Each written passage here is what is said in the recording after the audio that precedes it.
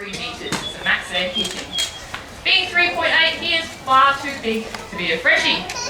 He's also far too big to be a female saltwater crocodile. They're not getting those same numbers as the big boys are. We're talking about 2 to 3 metres, but this crocodile, 3.8, far too big. So we know for a fact that he's a male saltwater crocodile. Now he does have a name. The majority of our crocodiles all have names in the park, but we wanted to give him something a little bit unique. See, every single crocodile park, we've got the originals. We've got Psycho, Godzilla, Chopper. This guy has been doing the show for about 15 years. And back in the day, Harry Potter was huge. And just like the character of Harry Potter, he's got a big goofy head. So we called him Hagrid.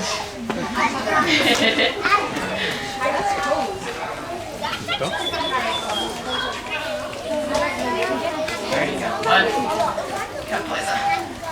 I'm not going out there, would you? The Hagrid being a saltwater crocodile, on average, the males are about 4 to 5 metres, with some unique individuals getting 6 metres over and weighing a ton. Saltwater crocodiles are the biggest living reptiles at the moment in modern day history. So that's pretty cool. With the freshwater crocodiles, because they don't get as big, we're not seen as food. No one on record has ever died from a freshwater crocodile. But these guys, that's a different story. Now I am trying to get this bait back off him. He wasn't actually meant to grab it. But you guys got a little bit of tease of what happens with our afternoon show. See, throughout the day we run a few different crocodile shows, one in the morning and one in the afternoon. And the 3 p.m. attack show is where it all happens, where we demonstrate the death roll and the head shakes. So you guys got a little bit of tease. Weren't meant to. Now Hagrid hasn't always been housed in this enclosure. He's actually done quite a bit of moving around. See, when he first came to a mature size, we popped him in that main lagoon. See, he didn't care about all those other girls and all that free chicken. He just wanted to flog every other crocodile. But, oh, that's a bit rough. Let's try him in a different enclosure. So we put him in the morning crocodile show enclosure. There's about 12 in there. Same thing, just wanted to flog everyone else. So we thought, you beaut, Croc Attack Show, and he's been doing it ever since, and he's pretty damn good at it. He's just chewing underwater. See, the idea of this is he can't swallow this piece underneath the water. He's got a modified tongue, a palatal valve. And when he wants to swallow a piece of food, he has to lift his head up and juggle it down. And with my great northern reflexes, I'm going to whip it out of his mouth.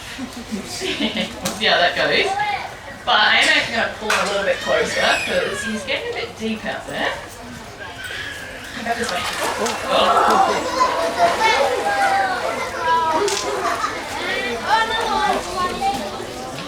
Oh, Holly has come with some tricks. Let me pull this out. Chuck that one down.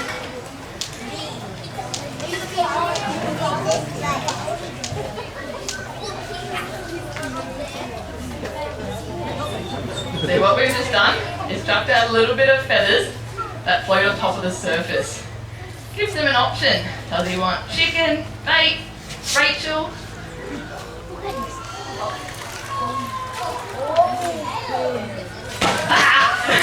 You got that food, Holly?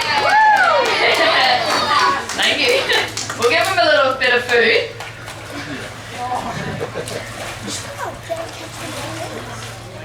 Check out his teeth. Alright. Up the front too. Look at the food. Perfect. Give him a clap.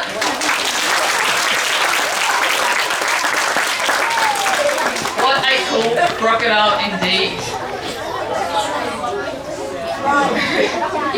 Coming a bit quick. I'm going to talk about him in here. Now what I said, Hagrid was a little bit of chicken. These guys are indiscriminate, opportunistic feeders. They are not fussy on what they eat as long as it's another animal. See, they did a stomach contact, so a crocodile caught in the Northern Territory. Inside that stomach, it had a barramundi, a freshwater turtle, a magpie goose, and a wallaby. So it just gives you a bit of an idea of the range of animals they can take down. And because of what their niche in the environment, the part they take a role is being a semi-aquatic ambush predator that targets prey on the land-waters interface. So in the water and at the water's edge is where they are most dangerous. See, Hagrid has been stalking me throughout the show, and he can get in very close without even realising there's a crocodile there. Just to give you a bit of a demonstration, thank you. On the level that he's sitting in the water,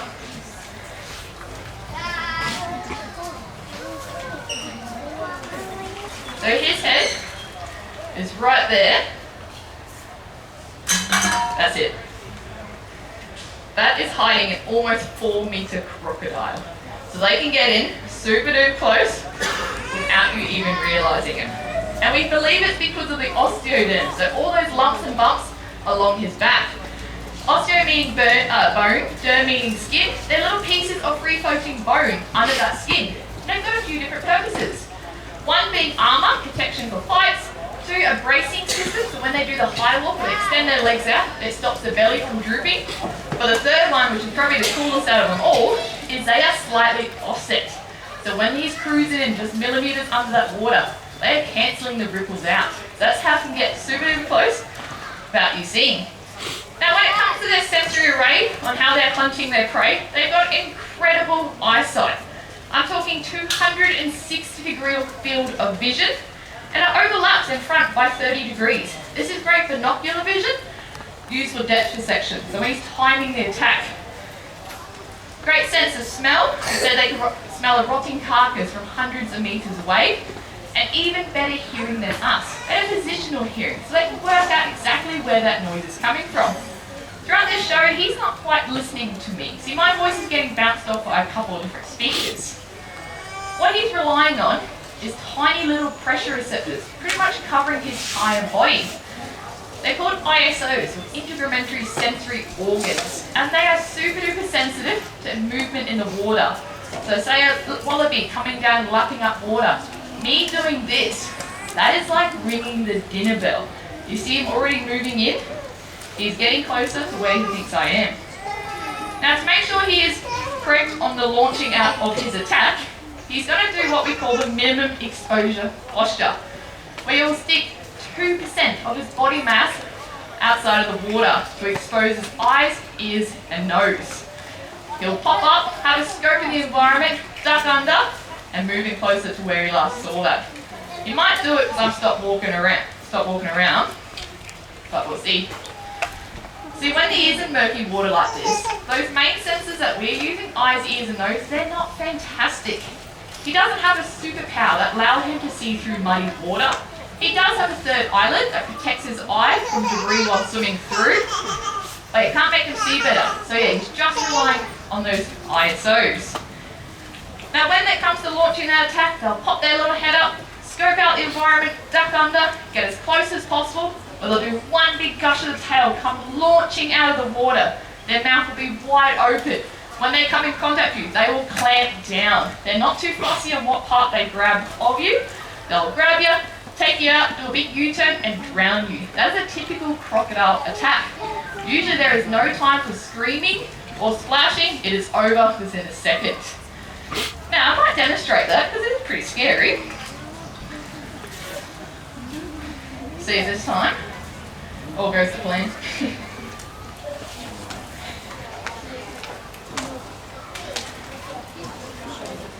So just sending out the vibrations. It's already moving in closer to me. Let's see how this goes. Come closer.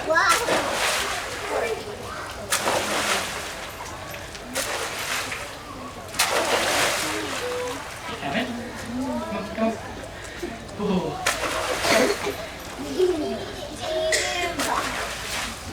Are you coming? Yeah, I might use a stick. Alright, we'll give it another shot. We'll try something else. This is being a little bit tricky for me.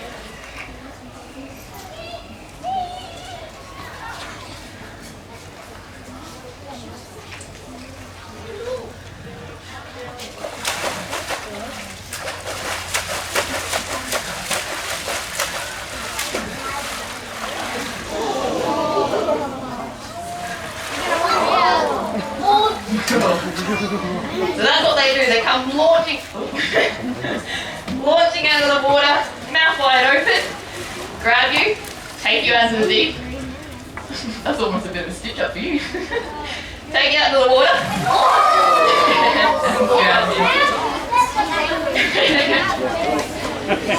Now, crocodiles, they can take down some really big prey items. Hagrid size and bigger, they're taking down horses, cattle, and the Asiatic water buffalo. But they can't swallow those prey items whole.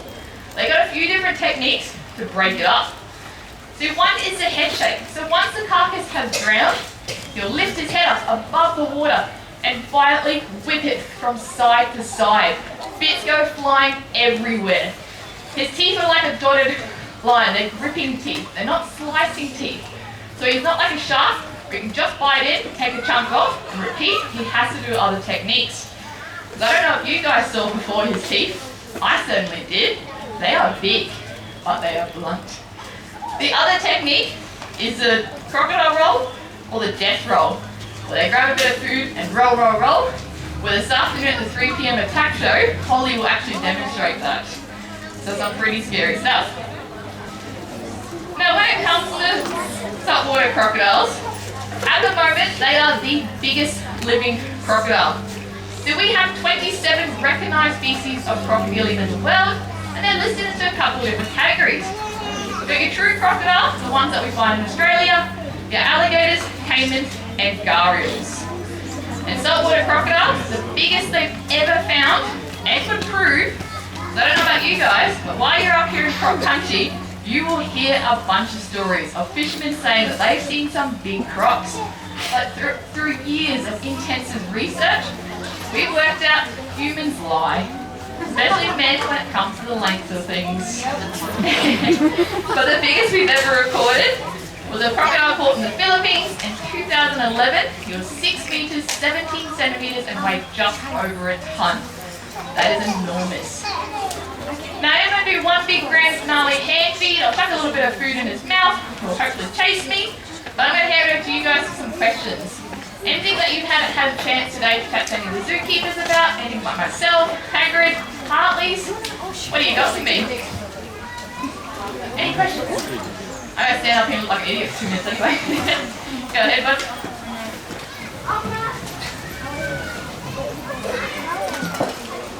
What's your question?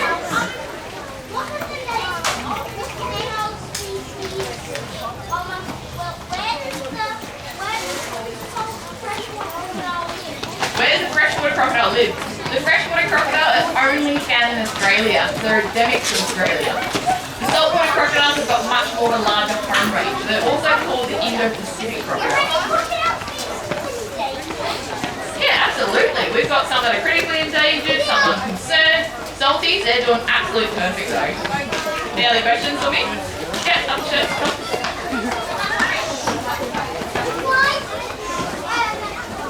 What's the difference between an alligator and a crocodile?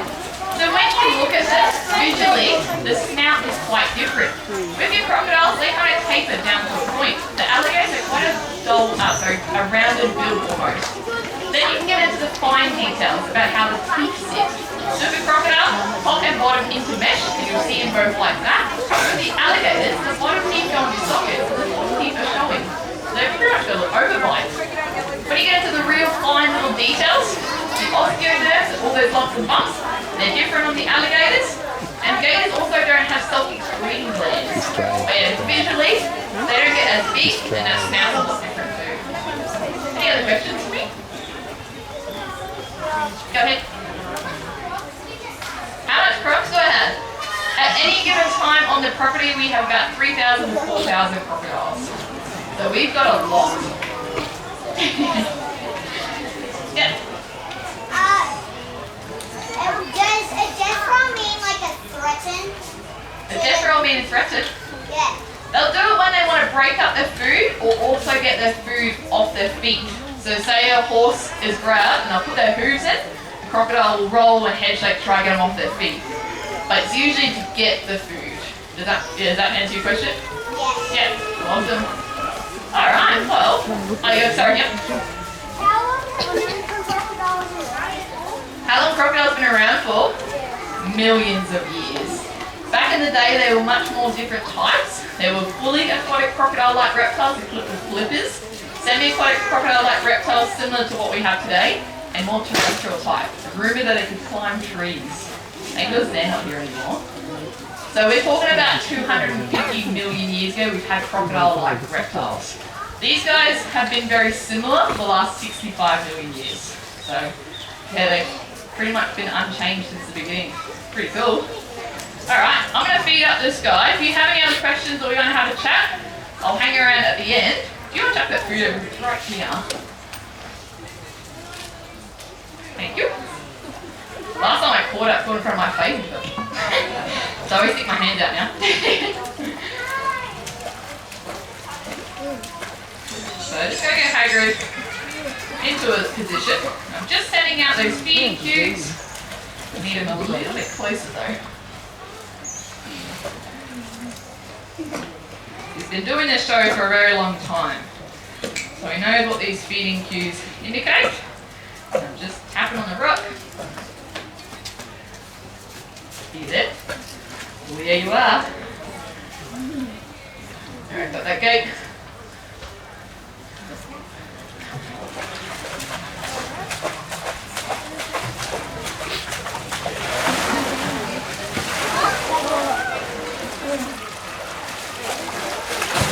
Oh, got it! Awesome!